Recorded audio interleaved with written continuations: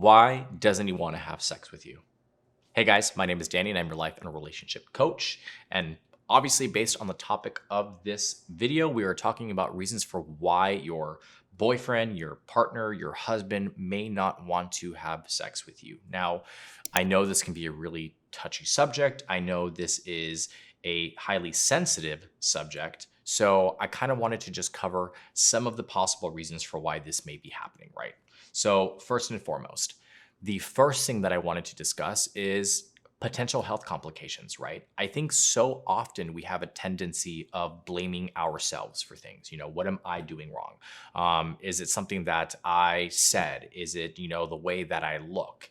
Is it something that I may not be contributing to the relationship that he needs in order for him to be attracted to me? And all of those things are good questions to ask yourself in a reflective state. But if you hyper focus on them and you make them the primary concern, you're going to actually be feeding your insecurities, and it's going to damage your self-esteem and your self-confidence, which is actually a self-fulfilling prophecy, because you will start to lack the confidence, you will become insecure, you will become needy, and you'll push him away, right? It's a cycle. So I want you to step out of that mindset and start thinking to yourself, okay, maybe there's something else here. Maybe there are other reasons for it. So the first one is health complications, right? Maybe he is maybe there's a potential hormonal imbalance, right? Maybe he has prostate issues. Maybe he is, dealing with some kind of issues internally that he may not necessarily know. And that is a real possibility, right? As human beings, as biological beings, there are certain factors and things that happen physiologically that can contribute to that as well. So it may not necessarily be what you are thinking. And if the both of you are concerned that that may be happening, then I highly recommend going and seeing a doctor, going and getting checked out and seeing if that has anything to possibly do with the reasons for why he is just not motivated, he's not driven to have sex with you. The other part of it is external stressors, right? So number 2 is external stressors. We live in a world where stress is abundant, right? So there are so many things that we have to deal with. So there's work, there's paying the bills, there's the kids, there's just the basics of surviving at this point in the world in which we live is crazy. It is not as casual as it once was. And most people feel like there isn't enough time in the day to be able to balance all of these things, right? And if he feels a sense of responsibility for the family, if he feels like he needs to provide, if he feels like he is the breadwinner or he is, the hunter-gatherer type of person, he's going to invest a lot of energy into ensuring that his home is protected, that his family is protected. And that's a lot of weight and a lot of stress to carry. He may be having issues with friends, with family. He may have gotten into an argument with somebody and it's affecting the way in which he's feeling. There are so many different reasons for why he may not be in the mood. And I think the common misconception here is that men are always in the mood, right? We're always ready to have sex, but that's just not true. It's not a gender thing. It's a human thing. We all go through fluctuations. We all have peaks. We all have lulls. And understanding that is a big part of it. Now, that doesn't take away from the fact that you probably feel bad and that you don't feel desired and that it feeds some of your insecurities. But having that conversation with your husband or your boyfriend and your partner and trying to understand the reasons potentially for why is a big part of it. Instead of just assuming, right? If we assume things, it just grows into this big hypothetical situation that can end up blowing up and will actually cause you to regress in the relationship. We want to have that conversation. We want to have that open dialogue in order to try to maybe resolve some of these issues, come to an understanding so that you can actually be empathetic to the situation.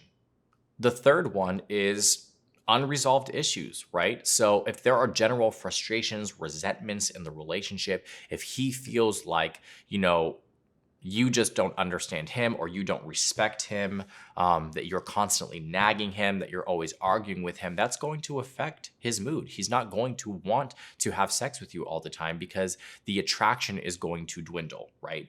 So when you are more casual, when you are more relaxed, when you are able to have a better time and fun and be exciting, that actually entices your partner to want to have more sex with you because it's carefree, it's casual, it's adventurous, it's exciting. But if there's so much weight to everything, if there are issues that you guys have not worked through, it is incredibly important to prioritize and try to start to resolve those issues. Because if you don't resolve those issues, you may continue in this pattern for an extended period of time. And the longer you are in this space of non-connection with your partner, the more chances you run of the relationship coming to an end, or you guys getting to a really, really bad place where trying to fix it is going to be a little bit more difficult. So again, if you guys have unresolved issues, make it a priority to resolve them so that you can get back to that place sexually that you enjoy and that you ideally would like to have. The fourth one is sex has just become a routine, right? It's kind of like another thing that you guys check off the list. And this is something that I actually encounter in my one-on-one coaching sessions with couples a lot, where, yeah, they do have sex. Yeah, it's frequent, but it's boring, right? Because you kind of just go, okay, I'm in a relationship. We need to have sex. In order to maintain the relationship, let's have sex. And it kind of feels like it's on the schedule, right? And you usually do it the same exact way. You do it in the same exact room. You do it on the same bed. And again, it just becomes a routine. So changing the dynamics of the sex, maybe trying to put on some sexy lingerie that you haven't put on in a long time, or that maybe you've never owned, right? Going to Victoria's Secret and getting that outfit that you've been wanting to get, trying new things in the bedroom, bringing in toys, bringing in games, maybe role playing, having sex in different rooms in the house, doing what you have to do to shift the dynamic and make it more exciting so that it becomes an interest of his. And he's like, oh, whoa, this is different. This is cool. I like this. Let's do it more often. And the fifth and final one is maybe you aren't pursuing him, right? Again, another common misconception is that men have to be the pursuers, right? Men love a chase. And that's true. We talk about it in our videos all the time. Men do love a chase. That's ingrained in us.